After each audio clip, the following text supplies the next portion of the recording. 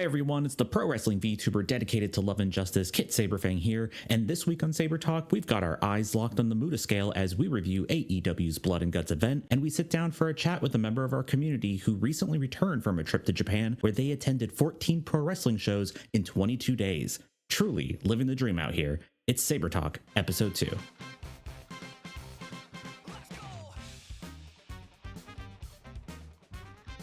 Welcome. Last week I launched my new podcast, SabreTalk, and so the intention of the show is always to actually record like this part, like these opening parts. I want to be recording these bits live, not only so that I can, get more of my thoughts out there, also just so I don't have to write so much. I already do enough writing. I don't want to be writing everything I say. Can't always be following the script, In this respect, Goldberg, I understand you. I actually just finished the rough edit of the interview there with Ted. I think y'all will find that to be a pretty fascinating conversation. They went to so many Choco Pro shows. They lived my dream. They also went to TJPW Additional Attack. They went to a Marvelous show outside of Tokyo, and we talk all about it. And yeah, I think y'all will enjoy it. It's definitely one of those conversations where after I was done with it, it did feel very gratifying of just like, yes, this is the kind of stuff that I want to get out there. Like, these are the types of conversations that I want to be having with folks. And so please look forward to that. That will be at the end of our show here today. We're going to be talking today, though, about Blood and Guts. And hey, speaking of talking, do I sound any better today as compared to, I don't know, any other point in the past week? Because I did completely redo all my vocal filters because I listened to the podcast last week. And it's not that I don't always listen to my audio. I think what it is that typically when I'm streaming and whatnot, right, I'm usually playing music, and that kind of hides a lot of the imperfections, right? And so when I went to go and edit this podcast, which is, it is a video podcast, I upload it to YouTube, and I upload the video version to Spotify as well, but video is certainly not the priority, right? I'm doing very minimal video editing, right? Like it's there if you're on YouTube, it's there if you want it, but I'm really trying not to prioritize it. And so when I went in to edit the podcast, I had, I put the headphones on and I realized that, my audio is actually sounding pretty crunchy. So things are happening.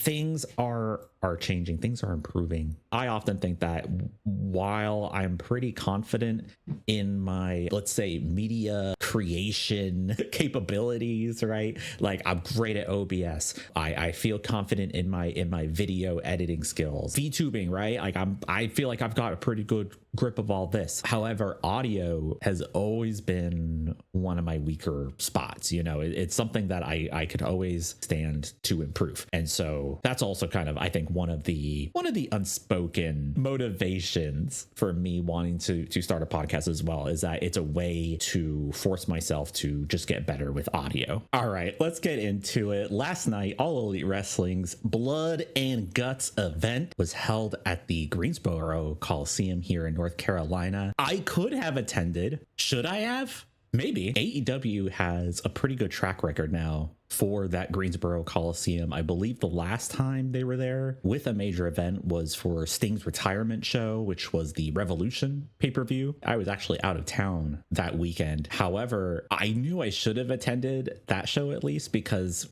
Sting's retirement, right? You want to be there for that, sure. But that's also the pay-per-view where they ran Konosuke Takeshita versus Will Ospreay and just completely tore the house down. Loved that match. That was very much a dream match for me. That was something I was looking forward to, and I wish I was there for that one. Last night's Blood and Guts show, it was a 3-match card, and I mean that literally, right? A lot of times people say, oh, it's just a 3-match card, and there's actually, in reality, there's like 7 or 8 matches. No, this was literally a 3-match card, opening with the women's Blood and Guts match, a non-title Falls Count Anywhere match between Hangman Adam Page and Powerhouse Hobbs of Da Ops, and of course closing out with the men's Blood and Guts. I will say one aspect of this show that did rub me a little the wrong way, and I feel like we're going to start out with the criticism here because I do have a lot of very positive feelings about this show. Certainly, I would say last night's Blood and Guts show was probably a top 10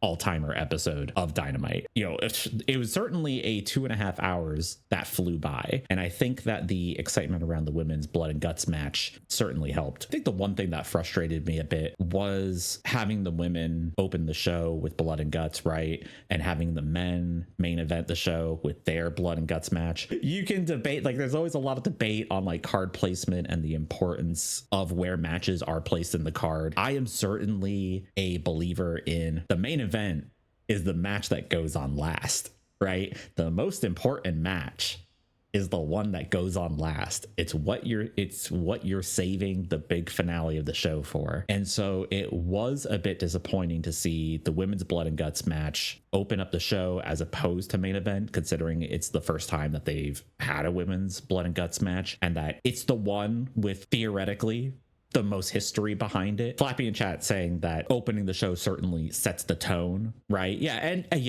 there's absolutely truth to that, right? But setting the tone is certainly different from being the most important match, being the most marquee match. And I do think that this is like one of those situations where, well, I think that the real answer to it is to just do the one blood and guts match. 12-person double cage, essentially a hardcore match. Doing that twice on one show is already asking a lot of the audience. And we'll get into what I'm talking about when we discuss the men's blood and guts match, because I think that one honestly didn't connect as much with me because I was already kind of burnt out on a lot of the hardcore violence that we were seeing throughout the night, right? And I say that not to be like, oh, I was grossed out by the end, or I'd had my fill. Oh, hell no. I was loving every bit of it, but the impact of it was lessened because my mind was just kind of, your mind gets a little tired, it gets a little desensitized. It's kind of like why I don't mind seeing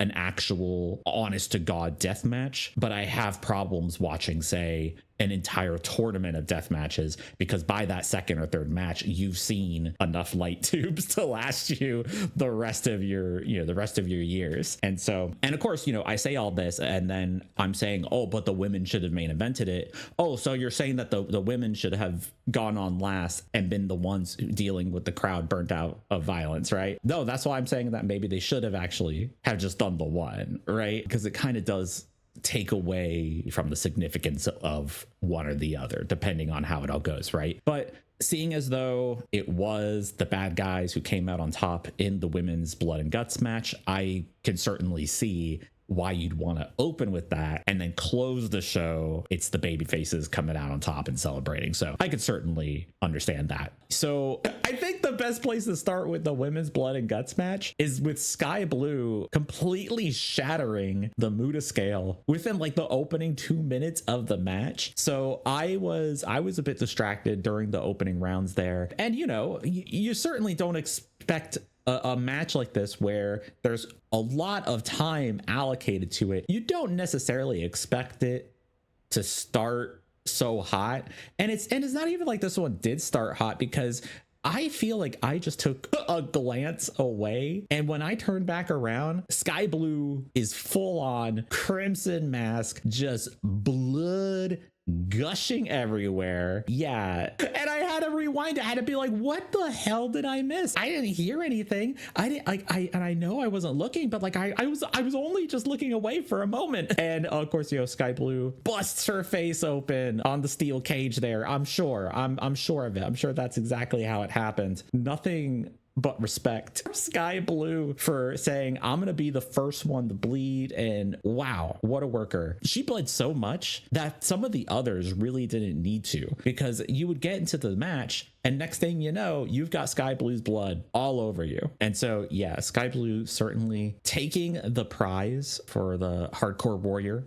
here in this match. Also, shout outs to Harley Cameron for the Tifa Lockhart gear. More cosplay in wrestling, please. It is always appreciated. Harley certainly had a pretty strong showing in this. I think it certainly upped her street cred a bit, was definitely taking some pretty brutal offense there. We also saw Harley paying off all the puppetry by hiding the brass knuckles underneath the Muppet Monet. I loved that. That was absolutely fantastic. I haven't actually seen much of the feedback. I typically, you know, after an AEW show, you open up Twitter and the first thing it shows you is everyone complaining and saying how much it sucked and how everyone is who likes this is bad actually. So actually I didn't see any of the takes. I'm sure though. I'm sure people gonna out themselves as pussy. It's gonna happen. It always does. You know, hey, you know, we've talked about this before where, you know, if you don't like blood in wrestling, if that kind of stuff makes you squeamish, if you don't like seeing barbed wire and all that stuff, that's absolutely your prerogative. Yeah, I'm not here to hate on anybody who doesn't like blood, who doesn't like guts. But if the show is called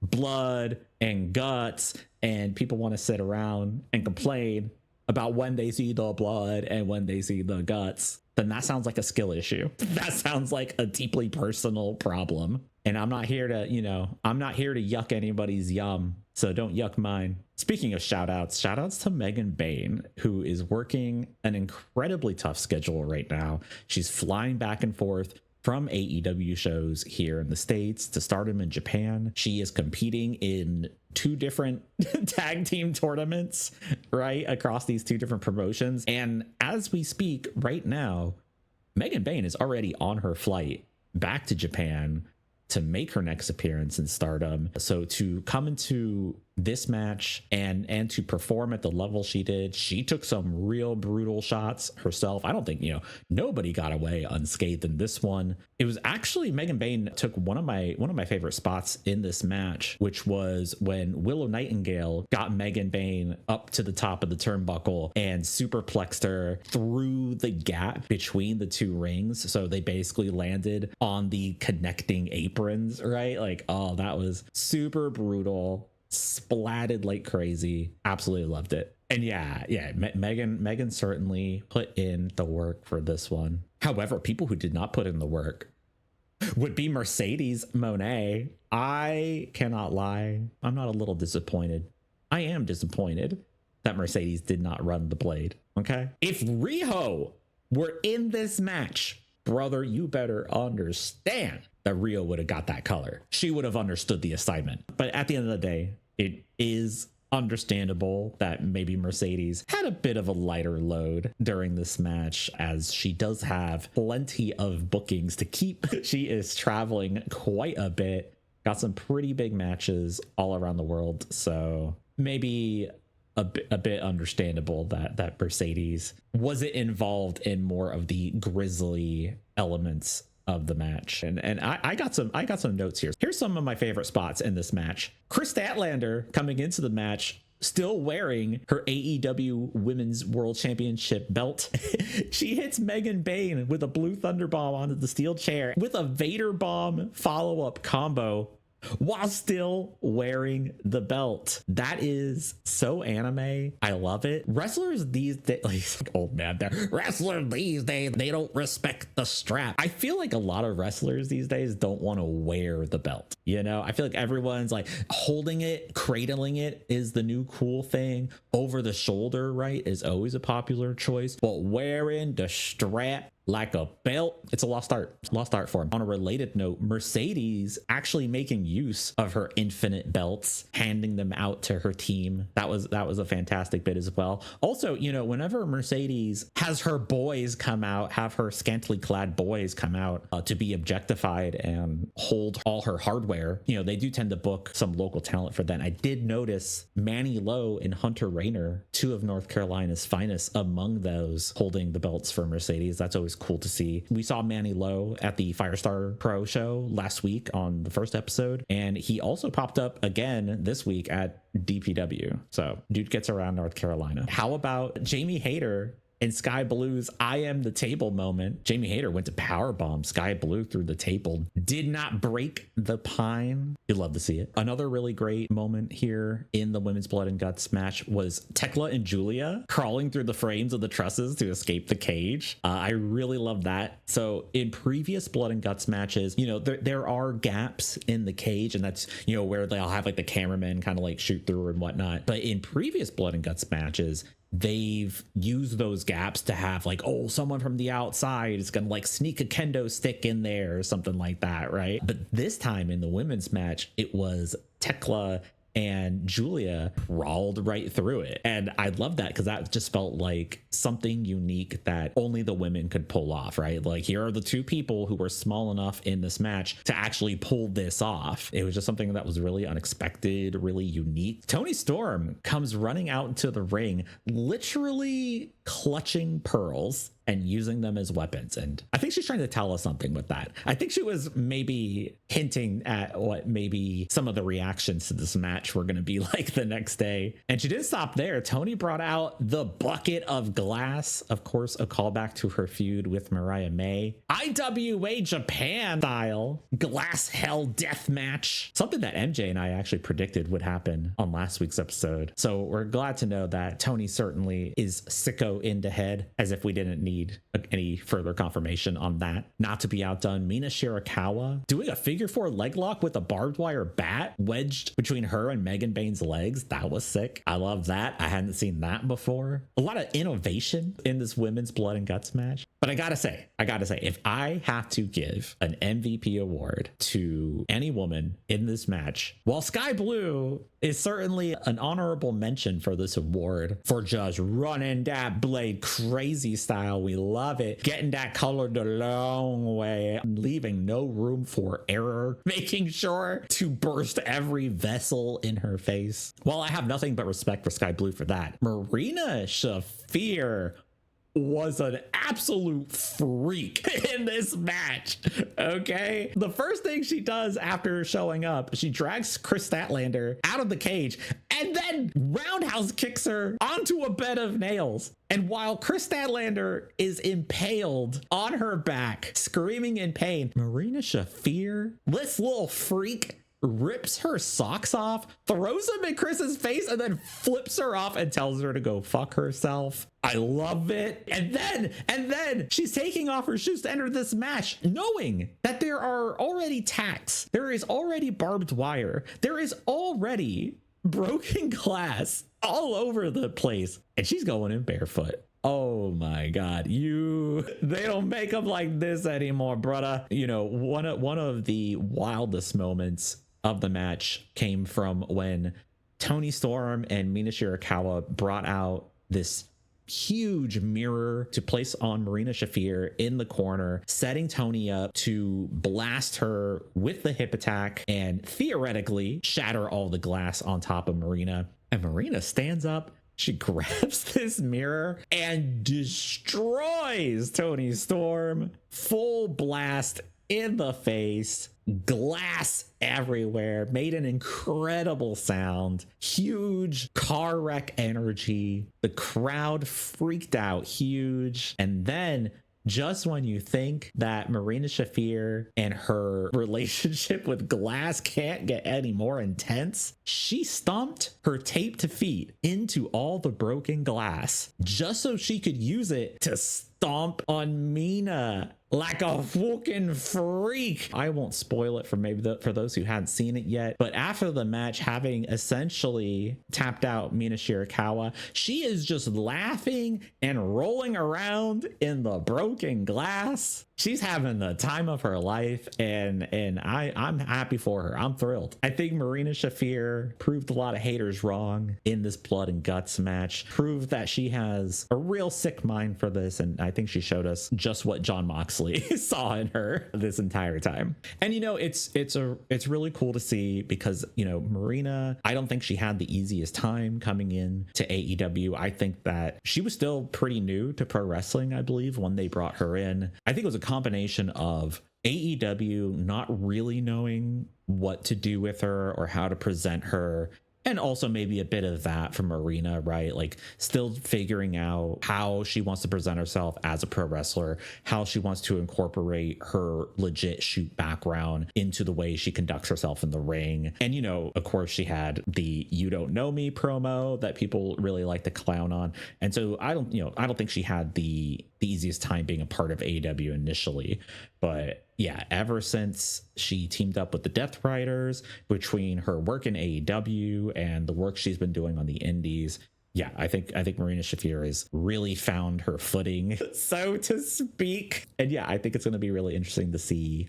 where she goes from here now that she's really demonstrated just how far she can go and also just how capable she is, because despite all of these really crazy things happening, hey, everything looked and felt like it went according to plan, and that's really all you can ask for in an absolutely insane match like this. The women's Blood and Guts match was positively insane. Gushers all over the place. Maybe should have got the candy company to sponsor the match. I don't think Domino's Pizza will be picking up that phone call anytime soon. But not to be outdone, were Hangman Adam Page and Powerhouse Hobbs in the non-title Falls Count Anywhere match. Well, let me tell you something. If I had to place a bet on which of these three matches would have the gnarliest, scariest moment of the night, I would have gone broke, because I absolutely would have not picked Hangman and Hobbs to have the JVC Kaboom Box KFC Honey Gold Barbecue Mustard Stridex Double Strength Slam of the Week. Good grief. Who knew the scariest bump of the night on a show that featured two double cage matches with barbed wire and broken glass and buckets of blood and people being lit on fire. More on that last part later. That it would not be found in either of those matches, but in this Falls Count Anywhere match, I am talking about the back body drop Will Hobbs took from the top of the commentator's booth to the floor, landing directly on his ass and tailbone, very nearly just bouncing back up to his feet.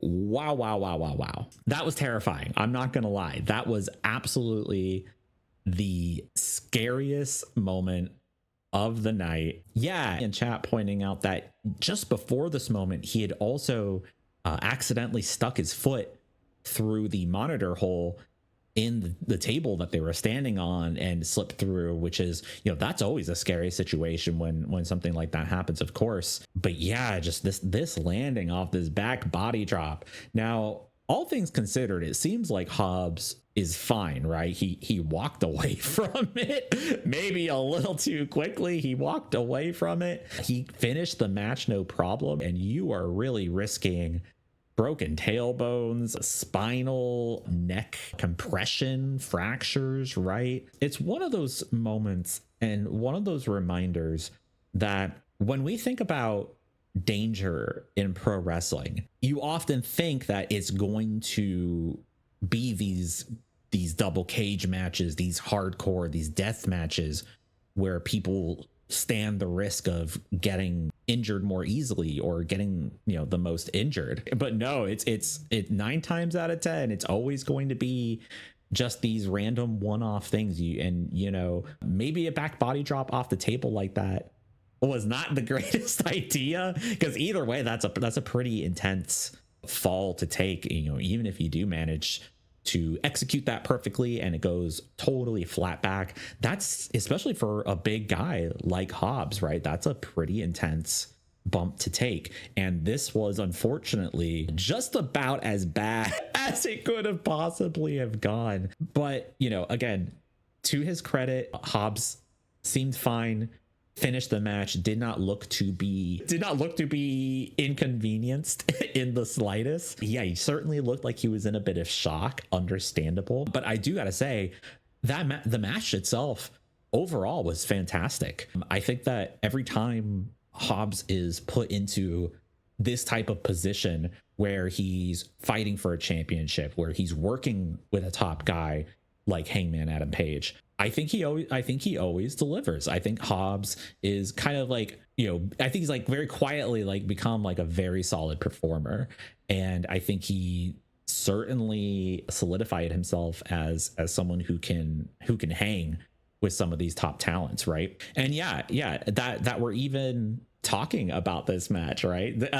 In spite of the bump, right? In spite of the bump, but still, it's like this was a match that was essentially sandwiched to be the cool down between the women's and the men's Blood and Guts matches, but with the Falls Count Anywhere stipulation, of course, they had to get crazy with it. One of my favorite moments of this match was when it's actually right before the back body drop, where Hobbs catches Hangman in a power slam position and then just proceeds to walk around ringside and just kind of slam him on everything. And then he climbs the stairs and then he delivers his world's most dangerous slam onto the 500-pound, the 10-ton steel steps.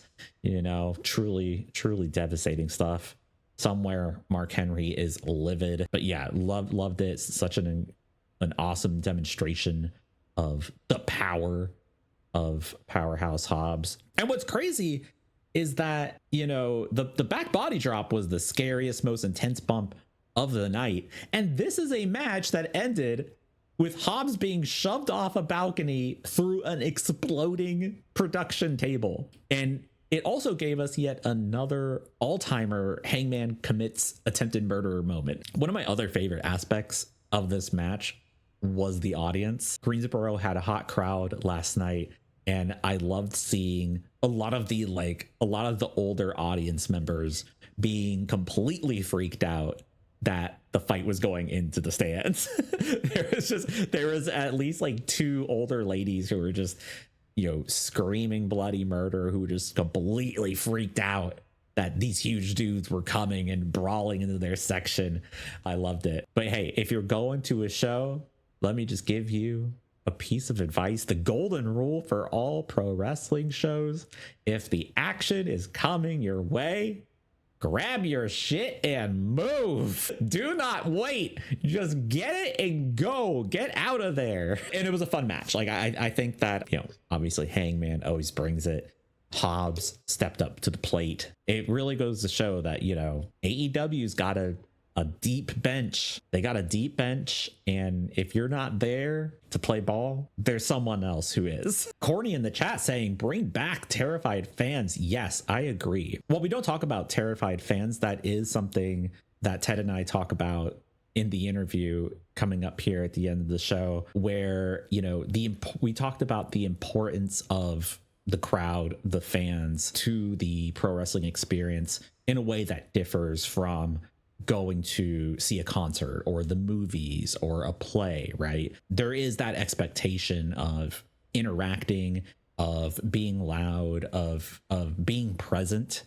And yeah, terrified fans, people being freaked out that a bunch of crazed, muscle bound dudes are coming in and they're about to get crazy and violent in your section. Oh yeah, you should be afraid. You should be terrified. There's no indie in America, I think, where the expectation is that as a fan, you will become part of the action, whether you like it or not. I think maybe that has to change. Maybe that's what we need to do. Maybe we need to launch our own IWRG inspired indie in the US, and our motto, our slogan can be fuck the fans. Come to this show if you want an ass kicking, whether you want it or not. Oh dude, yeah, we need Brody King cannonballing through the fourth row. I want to see the $18 beers and the $28 nachos go flying all over the place. I want people to feel like they got to start wearing helmets to these shows. Hangman versus Hobbs.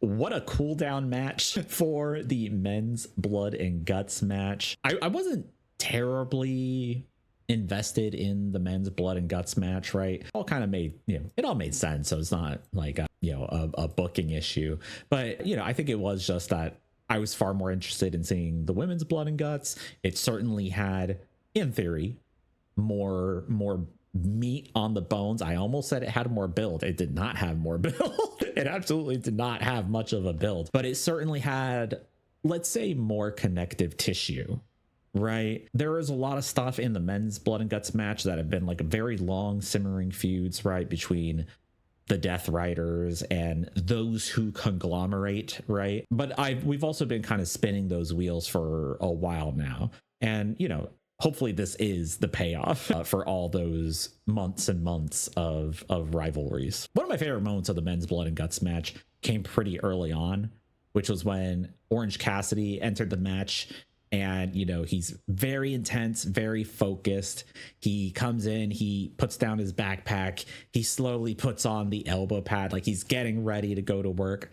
And when he goes to put his sunglasses on, He holds him up and he crushes him in his hands. And my first impression was just like, yeah, like it's hardcore Orange, like here we go. But then he collected his broken sunglasses into his hand and he used it, like the shrapnel of it, as a spike to start pounding away at Wheeler Yuta. Inspired, truly inspired. Like Orange Cassidy always operating on another level. And it's also always really fun to see Orange get to dip into his more violent tendencies, right? Because, you know, hey, Orange, he's a casual guy. He's just a silly little bean. But goddamn, you piss him off, he will kill you. He will come out for blood and guts. Oh my God, I get it now. Zero reaction for Daniel Garcia made me a bit sad, though. I'm not going to lie. Like, not even any booing, just kind of indifference from the crowd. And that sucks. Like, I get it. I understand why Daniel Garcia is getting those types of reactions now, but it wasn't always like that. And it didn't have to be like this. It's just kind of unfortunate that the crowd has seemingly kind of given up a bit on Danny G. I don't recall too many crazy moments with Daniel Garcia. It was kind of a reminder of just like, oh boy, like, okay, I get why maybe you don't want him to be the dancing boy anymore, but goddamn, he was getting way better reactions when he was the dancing boy. Some reaction is better than no reaction, right? Claudio Castagnoli, of course, a highlight in the men's Blood and Guts match. And I gotta say, while we always talk about the giant swing moments from Claudio, and he did, of course, have an impressive giant swing moment here in this match, it was him launching Darby ragdoll style into that second ring that really popped me huge. That, I think, was a lot more impressive. Shout out to Darby Allin for just, you know, being a body that can just get chucked around and for being game for all that kind of stuff. You know, Darby's gonna go completely nuts in these types of matches. And there was certainly a lot of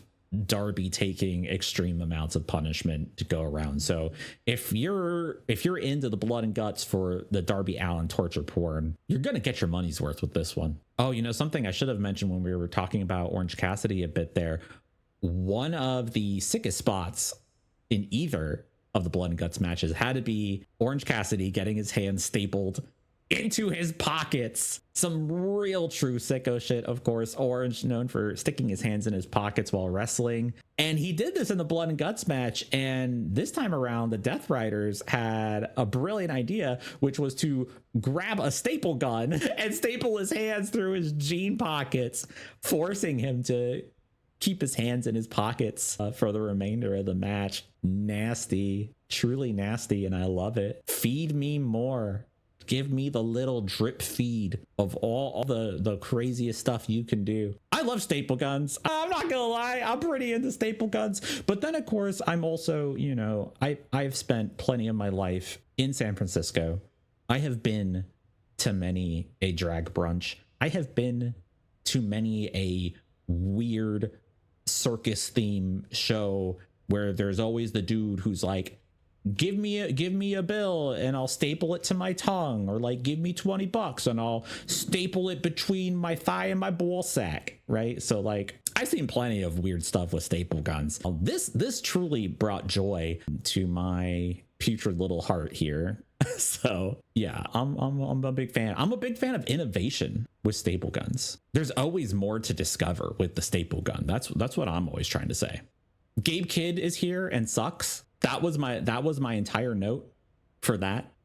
I just wrote Gabe Kidd is here and sucks. Moving on. Actually, to be perfectly honest, when Gabe Kidd appeared, I was deeply confused because I thought it was Jon Moxley who was inside the cage, and then Gabe Kidd was outside. And so I had this moment of like, did Jon Moxley just teleport, or like, oh, it's the crazy boy. I did 4 years in the dojo, bruv. Drove me crazy, bruv. You wouldn't last in the dojo. Bro, plenty of people went through that LA dojo. Why are you the only one who lost their mind? Sounds like a skill issue. Honestly, though, the men's Blood and Guts match, a bit of a plus tenor for me. And I think that I think that kind of goes back to what we were talking about a bit at the start of the show, which is that doing two of these types of matches in one night risks a bit of burnout. And between the absolute intensity of the women's blood and guts match and the unexpected intensity of the Hangman and Hobbs match, yeah, I think I you know, to some degree, I guess I had my fill of like hardcore match stipulation, right? Maybe they could have used a fourth match to kind of wedge in there. Maybe something a bit more traditional. I don't know. Maybe just like a nice little tag match, you know, and they could do things between the two rings, right? Like just a little something to give the mind a break, to let us see more than the color red, right? But yeah, by the time we got to the men's blood and guts match, I was glazing over a bit. However, the last few minutes of that men's blood and guts match went absolutely crazy, with Kyle O'Reilly going full Crimson Mask, challenging Sky Blue for the king of the mooter scale of the night. You know, Orange Cassidy made his big comeback, ripping his hands out of his stapled pants. My God. And that gave Kyle O'Reilly the opening he needed to seal the deal against Mox with some of the slickest mat work that you'll probably ever see in a match like this. Whole crowd was going nuts for it. It was fantastic. For those who did not see it, oh my gosh, Kyle picked the ankle, but Mox hooked his own knee with his free foot to suck Kyle back in with a bully choke, who then rolls Mox through, transitions into the Juji Gatame. And when Mox goes to protect himself by clutching his hands together, Kyle transitions into a knee bar and back into the ankle lock, leaving Mox no choice but to tap out.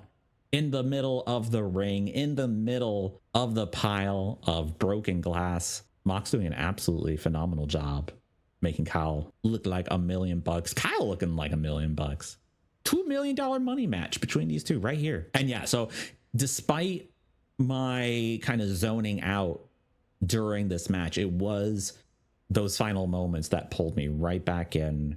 Phenomenal work by everyone involved there to make that finish happen. And of course, you know, we also can't discount Darby Allin, whom at one point prior to this, at one point somehow finds himself at the top of the stage entrance, gets chucked down through a flaming table. A little scary, did not go out right away. Always a scary thing, you know.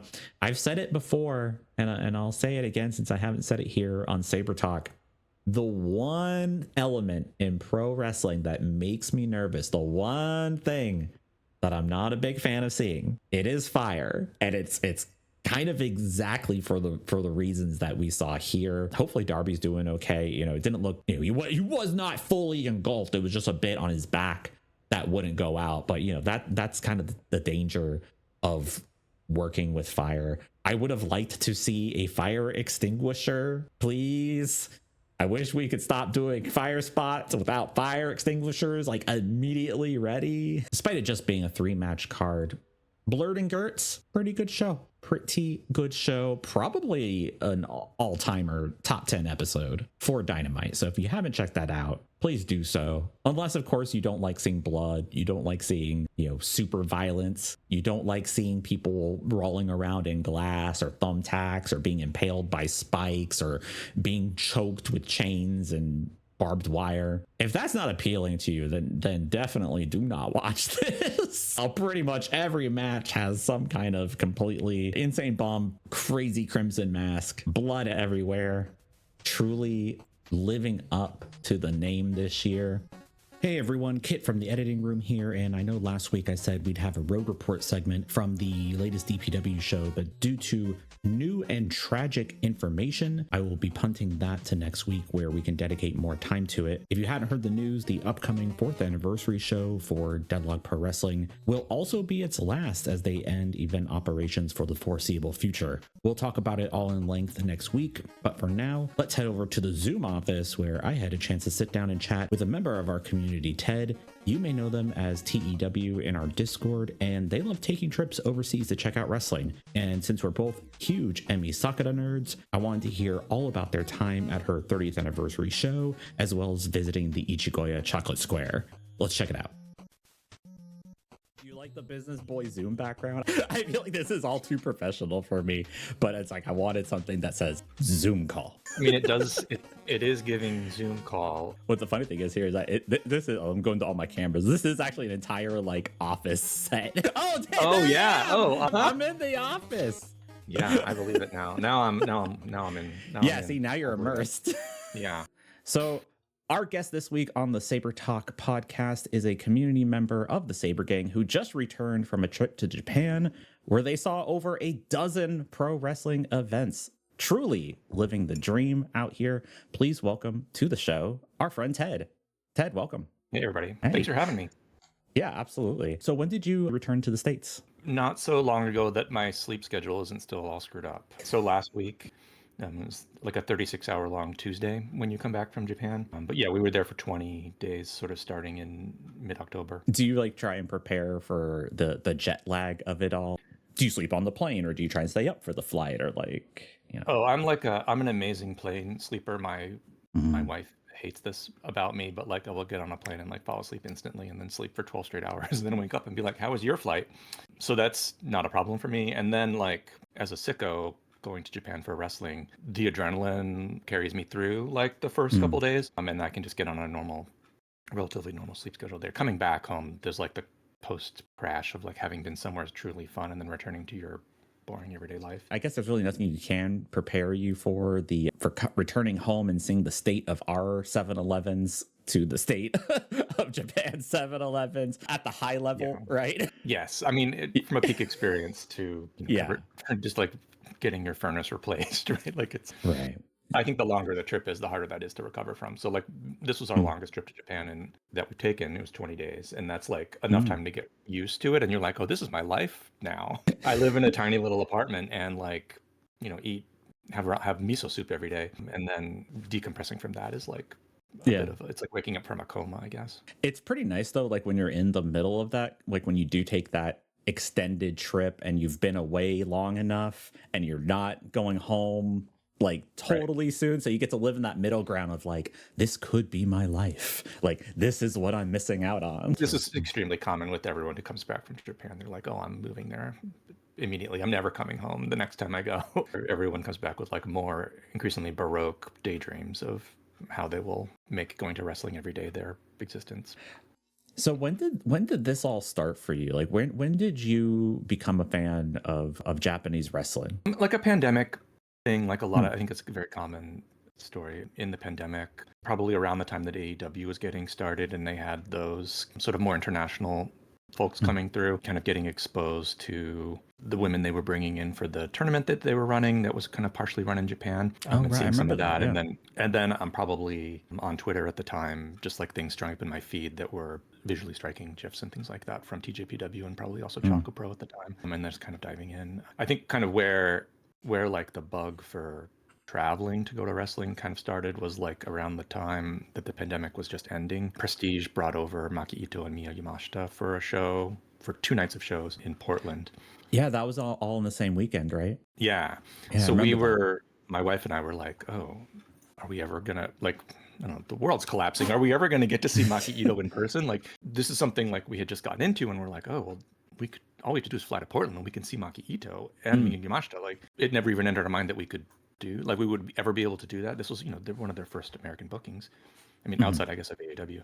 So we're like, oh, well, let's just go. And so like, this is the first time we'd flown on a plane since the pandemic, the first time we'd been like in a crowd, like at a live event. And so it was an intense kind of experience, but like amazing. And there were a lot of other people who had that same idea. So like there were a lot of people traveled to Portland to see Maki Ito and Miya Yamashita like at these 2 nights of prestige shows. And so we met a bunch of people at the shows who were like also very excited to see Joshi. And that experience was like really great. We made some friends at that show. We met people that we're still in contact with, and had an amazing time. And we're like, oh, this is something we could do, as fans of this type of wrestling. We can travel to go see it. So then we made plans to go to WrestleMania the following year. I guess that would have been 2024. Man, was that Philly? The LA WrestleMania. Oh, LA. Okay, yeah, yeah, 2023, yeah. I guess. Yeah. And so that would have been TJPW's first US show. Yes. Yeah, as like as a promotion, and that was I don't know if anyone watching or listening was at that show. Like that was a feeling that I don't think we'll ever recover from. Sometimes when I'm feeling sad, I go on YouTube and look for the performance of Upper Kick and just the scream the crowd let out when they started to play that song. Like I'm smiling just thinking about it almost makes me cry. Like everyone was like so excited, and I think that the wrestlers were also just like really shocked with how much everyone was. There was like a cathartic moment happening in the theater at that time. I think everyone was like really moved by it. I'm sure from the performer's perspective, they were probably very pleasantly surprised at just how tuned in the crowd was. You know, there was no like, oh, who are these people? It's like, no, everyone, pretty much everyone in there was like there for TJPW. They were ready for Up Girls. Like there was no explanations needed. I remember actually I brought a friend of mine to that show. That was his first experience with TJPW, period. He had not seen any clips or anything. And from that day on, completely locked in like that. He's like, what, like, where has this been all my life? And I feel like for TJPW, it's certainly one of those promotions where if you are previously unaware of it and like you're into it, it's like it's kind of like, I want to say like life-changing, but it's certainly like it's very mind-blowing. Yeah, I mean, life-changing and for a lot of people, I guess. I mean, it's one of those small dominoes that creates these larger dominoes. Oh, sure. Yeah. So coming out of that, like I think on the flight home, I'm like, all right, well, I guess we got to go to Japan. Shortly afterwards, I started taking like Japanese lessons and just being like, all right, we're going to go to Japan. Like, it's just a matter of time. Yeah.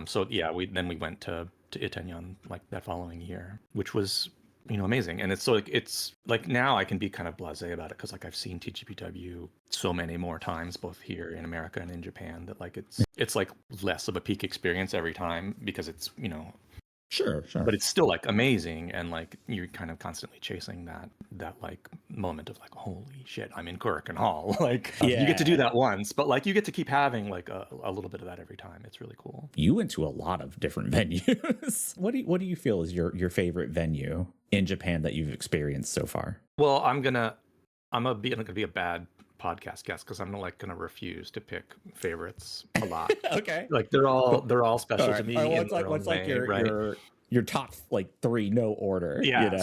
So like obviously Korakuen Hall is like really cool and like a good experience, and like you're going there for big shows, relatively big shows, and like that's a lot of fun. That's really cool. If you get good seats, you're like very close to the action there in a way that like is rare. One of the things no barricades in Korakuen.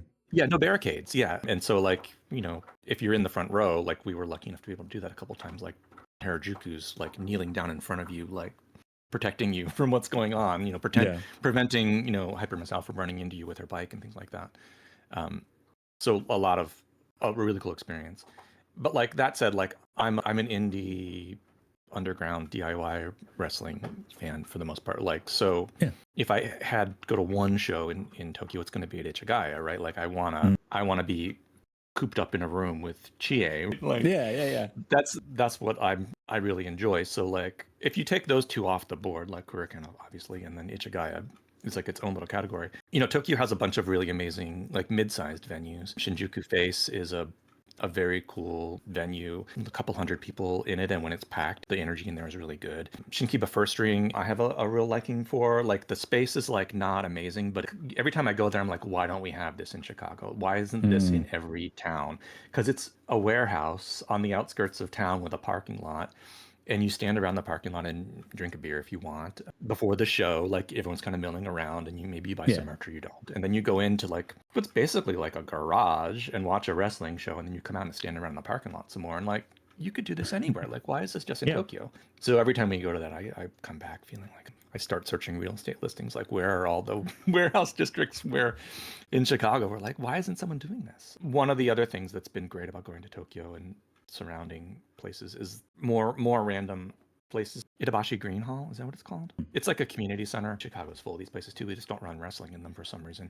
Just like rec centers and community centers and things like that where they run wrestling. And the smaller the space is and the more people are choosing to go there because they're excited about the things happening there, the better the vibe is in my mind, right? Like, it's reminds me of, indie rock shows from the 90s and 2000s where like it's full of sickos, right? And like they're all very excited about it, and there's like 20 intense fans. That's really great. So, we went to see Marvelous on this trip outside of Tokyo in a town called Oyama at the Oyama Cultural Center. And it was, it was like two hours outside of Tokyo by train, by slow train, not by Shinkansen or anything like that. So a bit different vibes. Yeah, extremely different vibes. It's in a town's rec center, and we were the only Westerners there, as far as we could tell. And it was just like everyone there was like very excited to be there, and like kind of in there, and like Chigusa Nagayo is there. Like it's all happening like in this, bingo hall. And people in America talk negatively about like small wrestling shows, but like for me, like that's what I want. Like I want that feeling of being in a community of people who care deeply about a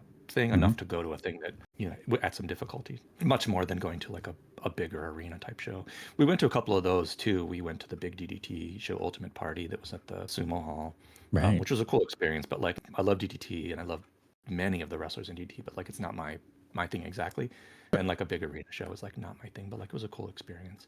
And we also saw a really big Oz Academy show at the Yokohama Budokan, which I guess is also a sumo arena, or maybe just in general martial arts. And that was really cool to see like a Joshi promotion put on like a really big show with lights and, all the bells and whistles. But like, again, of the Oz Academy shows that I've been to, I much preferred the one that Shinjuku faced that was tighter and more densely packed with people. Yeah. But on this trip, it seems like you got to run the gamut from small venues to like medium, largest size venues. I'm with you though. Yeah, I much prefer a small venue. I will take a sold out crowd of 300 over, a not sold out arena of 3,000, right? It's like, it's way different vibes.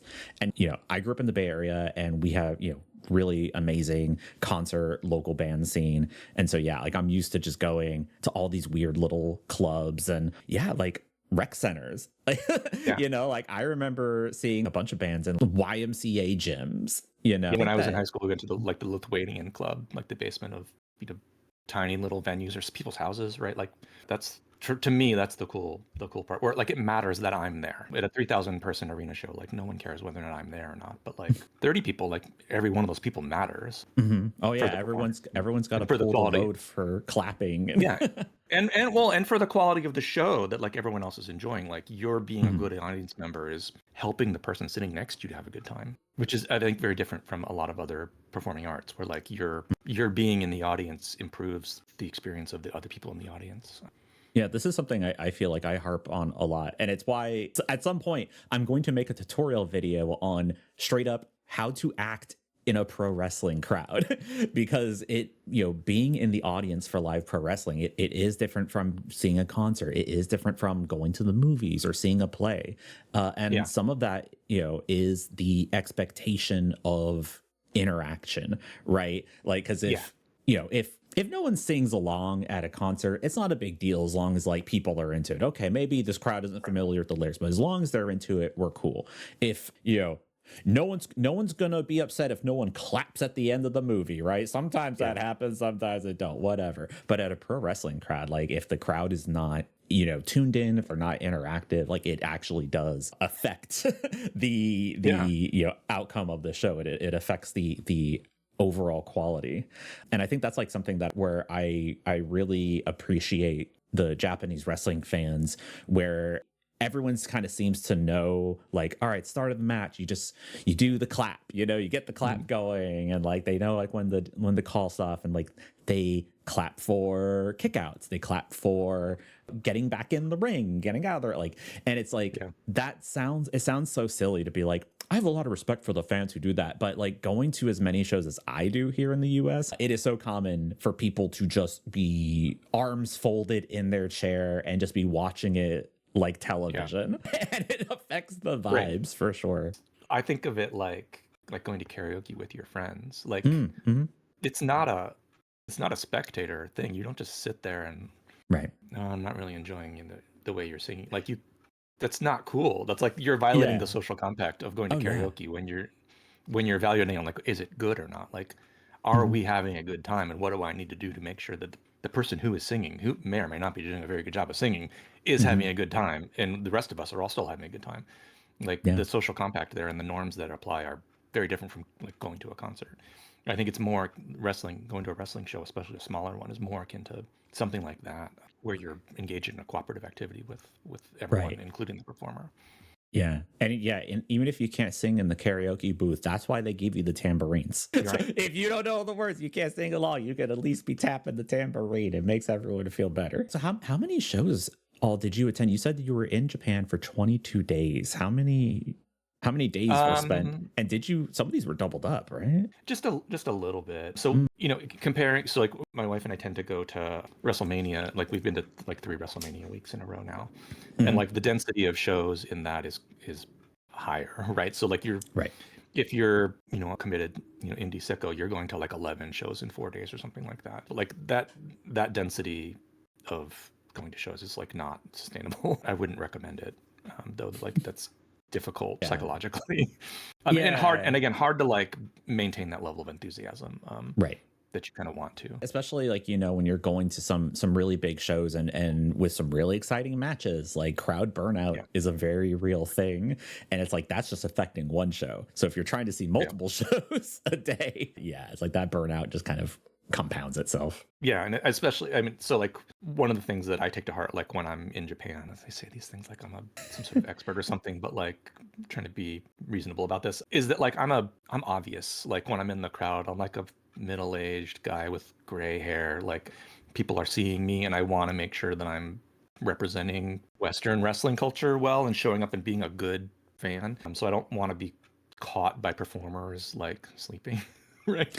Or like with my arms folded, like not participating in the right way. Like I want, if I'm noticed, and I probably will be noticed because I stand out, like, oh, he's into it. Like I don't want to get caught looking at my phone during a match. And so like trying to go to too many shows is a recipe for showing up and looking kind of like a jerk.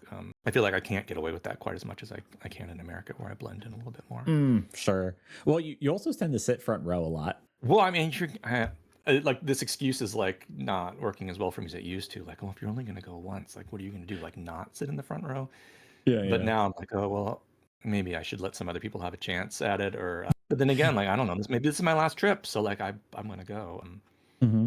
It's funny that you say that though, because I'm not going to lie. I did notice you at that Itaeon show in 2024, because I think it was like I was watching with my partner and we were just like, whoa, foreigners in the front row. Like, whoa, it's serious now. But like, I mean, that's not necessarily a bad thing. Like, it's like to us, it signaled that like, oh, like TJPW is like definitely drawing like international crowds, because like, look at all the foreigners in the crowd. On that trip to Japan, like our first trip, we were getting recognized like by wrestlers and others. If you go during New Year's, Mr. Haku will host some nights at Sumeri Natsu's bar specifically for foreigners to show up and get acclimated or get some advice or just to feel like stressed out, which is very nice. So like when we showed up, yes, and he's a very generous person who's very helpful if you run into him at a show, and he's not super busy. If you show up in Tokyo like during that time period, and he's running one of those nights, I really recommend showing up to that. Anyway, they were like, oh, didn't we see you guys on TV earlier today? I'm like, oh yeah, that was us. So it's a little weird. And I guess if you're sitting front row and like have a shocking head of gray hair, like you just kind of stand out in a way. It's like, you stand out a little bit. It's funny like how small we think of like Tokyo as being so full of wrestling, because we look at like the Puoda calendar, and for folks who are listening and don't know about that, there's a website called puoda.com that has like a calendar of basically all the Japanese wrestling shows that are happening in any given moment. It's an amazing resource. There's an English version as well. So when you're planning a trip to Japan or just kind of wondering what's happening in Tokyo or in all of Japan, actually, in terms of wrestling, you can check that site out. It feels like there must be like thousands of wrestling fans everywhere, but like, I don't know, there's tens of millions of people in Tokyo. So like as a percentage of people, it's actually quite small there, the size of the wrestling community. So especially, and if you're going to smaller shows, I don't know, I really can't speak to like New Japan or even some of the bigger men's promotions like Noah, but like if you're going to Joshi shows and smaller Joshi promotions, like you will run into the same people. Again, it's a small community, relatively speaking, and they're very excited. In general, like the smaller the promotions, the more excited they are to see foreigners at them. So you will get recognized. I think anyone who regularly watches TJPW will recognize like almost the entire front row section because I swear it does not change. It's a lot of the same dudes. I actually have there's this one older guy who likes to sit up front, and I think he wears glasses, but I swear 9 times out of 10 he is sleeping in the front row. And so I like to check in on them. I like at every show I'm like, is Unk sleeping? Oh, he's not into this. But then like Miyu Watanabe comes out, and next thing you know, he's like rubbing his like, oh, it's time. All right. So it's like, yeah, I definitely see how that can be a thing. You'll see someone sitting front row in a Teed show, and then next thing you know, they're in the window of the Ichigaya Chocolate Square. You know, it's like, yeah. And I think that as wrestling fans, I think all wrestling fans at some point need to kind of like recognize, I guess, like how niche wrestling has become over the years. When you're in it like us, it feels like this is the biggest, most important, the coolest thing ever. It actually feels pretty underground these days. And it's why, you know, over in Japan, Saya Kamitami is such a huge deal, right? That she is on TV, that she's bringing a women's match to the Tokyo Dome, right? And it's not that like things are shifting, but it's like, it's a big deal that she's had such a prominent role in Japanese culture recently, because she's like the first wrestler to really kind of break through the mainstream since like, I don't know, maybe like Tanahashi when he first came on, you know? But yeah, it's certainly been a while since we've had big representation like that. Speaking of being a very recognizable foreigner at wrestling shows, you had a big role at a Choco Pro show at the Emi Sakura taking on Mizuki in the main event of a Choco Pro show. Tell us about that show and what it was like to basically have to be ring ropes for Emi and Mizupan. Yeah, that was crazy. So when we made this trip basically for Emi's 30th anniversary. Oh, okay. Our plan was like, you know, she's going to have a show. It got announced kind of late, so we were sort of expecting it to happen in August, like around her actual anniversary, but it didn't get announced, and then it was announced to be in October, and we're like, oh, I guess we're going in October. And so our trip was planned for that purpose, and so for that reason we reserved a bunch of time and went to a lot more Choco Pro maybe than we normally would have. So I think we went to like 5 Choco Pro shows. And so, but the Mizuki show was announced late, like while we were there. So we didn't say we camped out, but like I camped out on my phone to make sure we got tickets for it, because it was pitched as a sort of thing that will almost immediately sell out. And I think it did probably. So we waited around and made sure we got tickets for it. And then, you know, we're sitting front row at Ichigaya, which we'd done before, right? But like this was a little bit more of an intense experience because of, you know, Emi Sakura's 30th anniversary and this kind of one-on-one match that is a rarity. And there were kind of a lot more new people. One of the things that happens when you go to a live show at Ichigaya is there's pre-activities that happen kind of before the YouTube broadcast begins, and they kind of go over the rules and explain both the rules of like how to act as an audience member, like when you can take pictures, when you can't, but also the kind of the rules of how Choco Pro Wrestling works, like what's an escape and what's not. And they also make sure to ask who's never been here before. And my sense is that like they relay that back to the back to let the performers know, like, if there's people who've never been to the show before who are sitting in the front row, like they're not reliable to be used as a rope, or you know, these are people who've never been to the show before. Be sure to, and you know, depending on the performer, we're like, Emi Sakura is a true professional, knows exactly what to do with someone who's never been to Ichigaya before. Make sure to make a connection with them. When you're in the audience, you will see that the people who have never been there before will get some special attention, usually from the performers at some point. In part because that's part of the charm of Ichigaya, right? Like they're trying to make sure everyone there is included in the performance. Yeah. Sorry for the digression, but like, yes. So we ended up in the front row. Donna, my wife, Donna, had been in the front row on the other side for like the show before, and Sakura had used a guy as a rope, and like actually his chair collapsed as part of that spot, like while she's sitting right next to him, and that was hilarious. But this time we were on the opposite side, so I ended up having to like give Emi a couple pushes. Donna, my wife, was sitting next to me, and she actually helped Mizuki cheat against her will. She claims Mizuki hypnotized her, and if you've ever been that close to Mizuki, I think it's believable. Like when she looks you in your eyes and tells you to do something, you're just going to do whatever she tells you. Yeah. But like she did have to apologize to Emi afterwards. Emi was a little bit miffed that Donna helped Mizuki cheat. It all worked out though. Like I think the outcome of that match was fine in the end. Yeah. So Emi Sakura certainly one of your favorite wrestlers? What's the connection there? I have enormous respect for Emi Sakura and the influence she's had on wrestling. Founding multiple promotions, helping to start promotions overseas is a huge influence in Asia. Everyone says very nice things about her, so I have no reason to believe that there's anything wrong with her and that she's ever done anything wrong in her life. So yeah, is she my favorite wrestler on any given moment? Yeah, probably. But one of the things that I love about Japanese wrestling is the respect that they have for longevity and careers, and so the combination of the influence she's had and the trainees she's done or she's facilitated, and the multiple generations. So Mei Saruga and others are training people now, and so having that kind of lasting influence on wrestling, or on a small part of wrestling that I really enjoy. And again, her lineage, all those wrestlers, I just love the way they wrestle and that style, and the fun aspects of it, and the kind of the gremlin piece of it.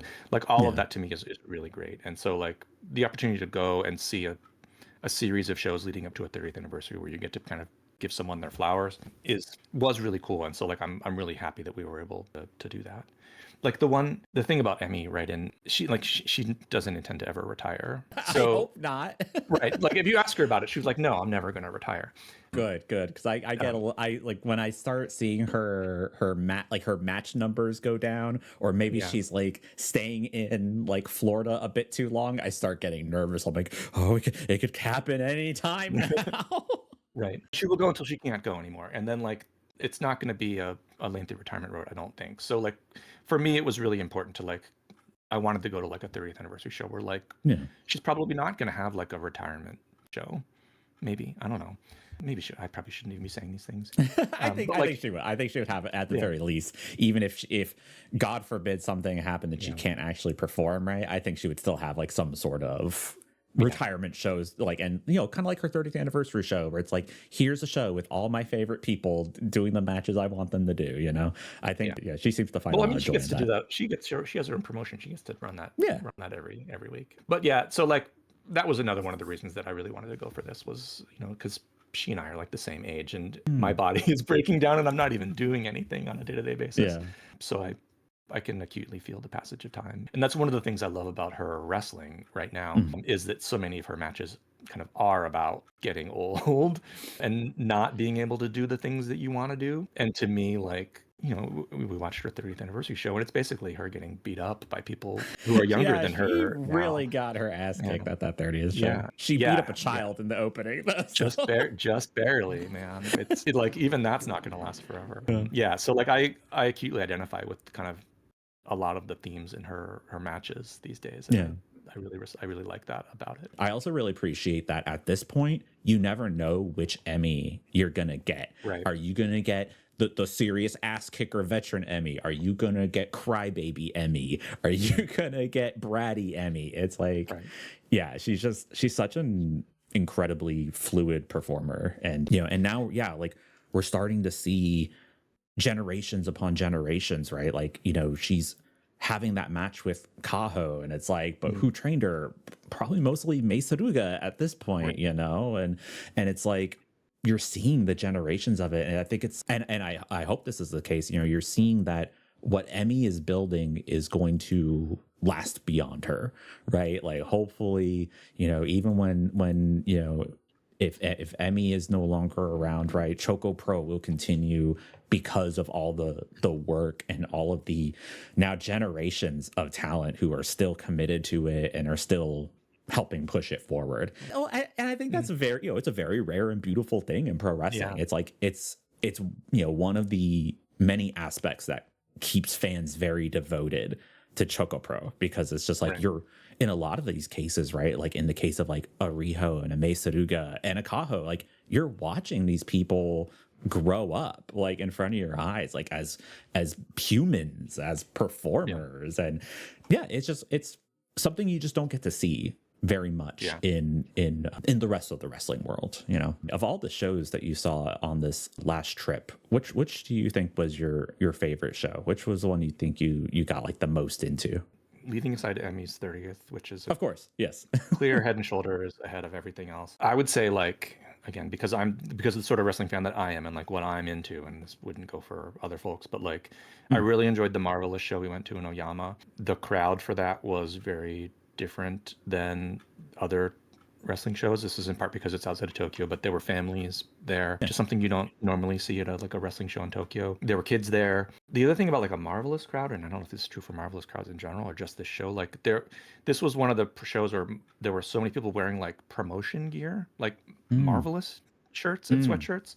You don't see wrestling fans in general just like wearing like TJPW gear or like maybe I've seen Stardom gear, but like these were Marvelous fans. These were people who were fans of like what they were doing.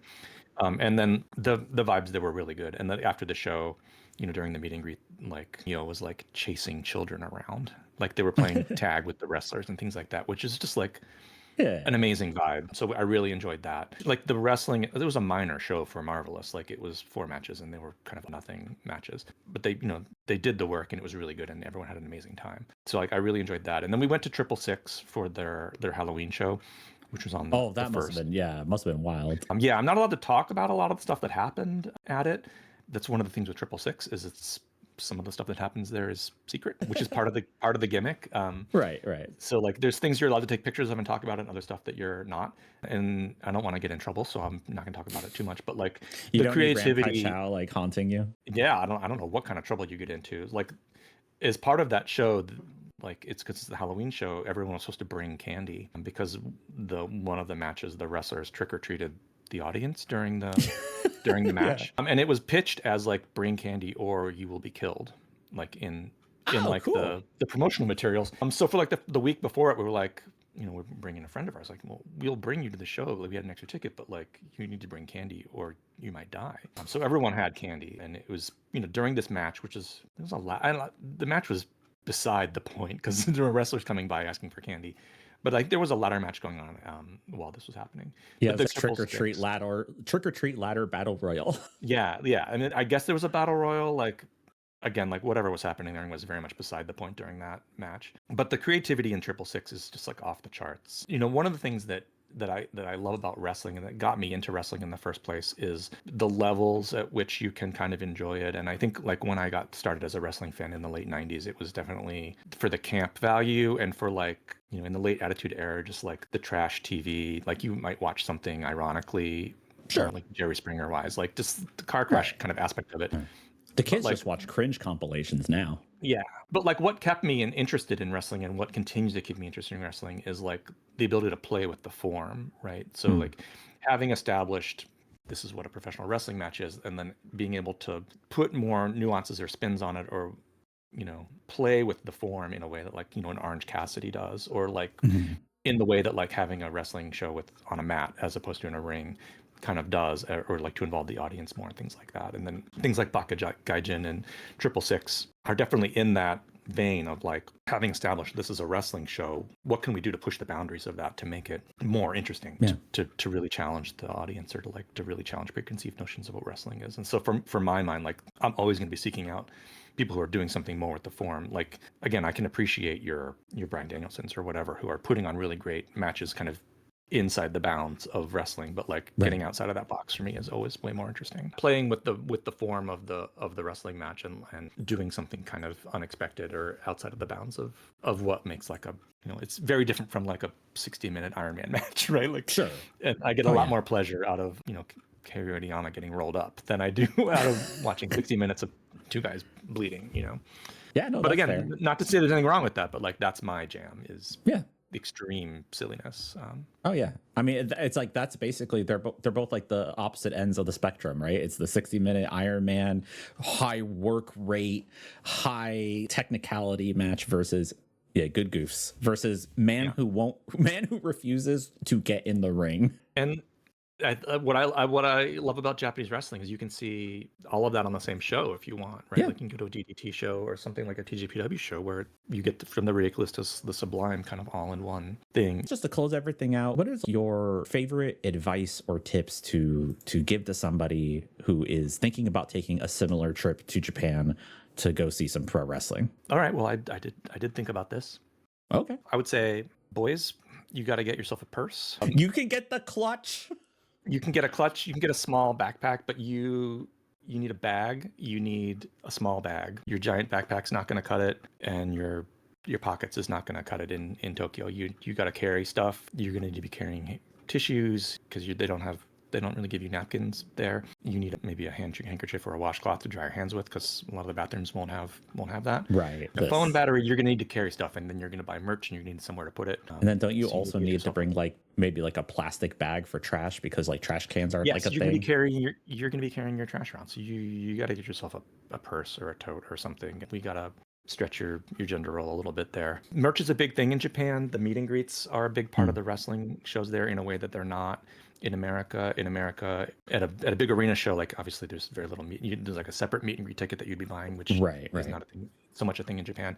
At the indie shows, it's an afterthought, right? In America, for the most part, they don't do a lot of facilitating of that. In Japan, it's almost as big a thing as the event itself. You know, both at TGPW, which is a very meet and greet kind of driven promotion, and even at Chakapro, at Ichigaya, after the hour-long Chakapro show, there's an hour of meet and greet happening with merch, with portrait signings.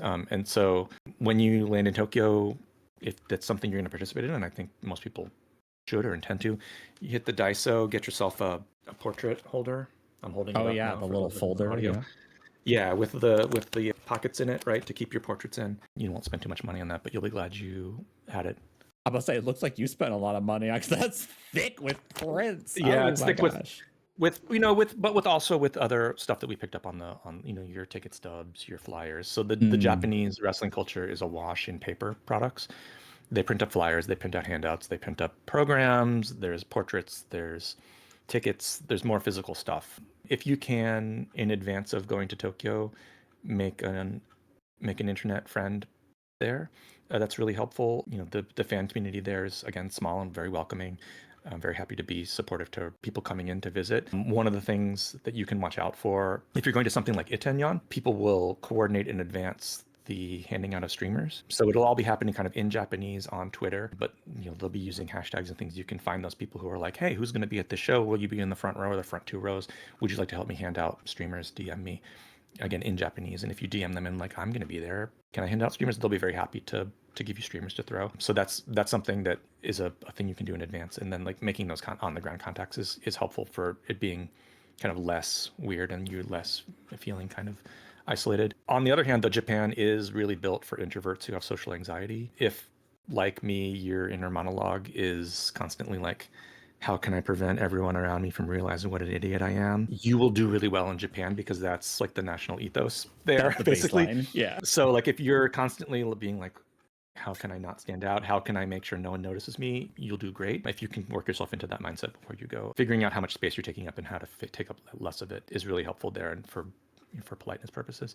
The other thing I would say is that like the American fan culture, we're not shy about like talking about both what we like and what we dislike, kind of in wrestling and in wrestlers, like so and so, like they're terrible, they're not good. In Japan, you have to be a little bit more careful about that, because people are friends with you. Like you don't know who you're talking to necessarily, and whether they're friends with someone. Sure. And I just think it's like not as polite to say negative things about wrestlers that and maybe like, don't boo people recklessly just because you don't like them. Where in like an American show, you could be like, oh, I just don't like this dude because he does moves that I don't like. Boo! Right. I don't care if they're babyface. Boo! Where it's like in Japan, it's like, yeah, maybe just don't say anything. Yeah. Or, I mean, do as others are doing around you. Like the fan culture there is so wonderful. I don't know if people realize this, like in the streamer stuff is all organized by the fans and it has very little participation from the promotion in it. Which is different from America, where you'll go to maybe an indie show and they'll be like, oh, we're going to throw streamers later, and they'll give you streamers to show. It's all organized by the fans. And if you watch like a Kurikan Hall show or other show where there's banners hanging up, those are also like fan organized. Yeah. They tend to put out a call like every few months to be like, hey, we're cycling the fan banners. Yeah. So it's like, to me, that's really cool, is that the promotion creates that space for you, the fans, to do kind of more on their own, in a way that I think, because there's a certain amount of trust there between the promotions and the fans, that the fans are going to act appropriately and not take advantage of that in a way that maybe in America you wouldn't be able to rely on that quite so much. Last question for you before we let you go. Did you try the Kurikan Hall chicken nuggies? Yeah. I mean, we ate everything. Oh, tell me about concessions. Tell me about the snacks at Kurikan Hall. They're fine. When you're at Kurikan Hall, especially if you're at a wrestling event that you're very excited about, like everything's phenomenal. You're not noticing how good the drinks are or how great the chicken is.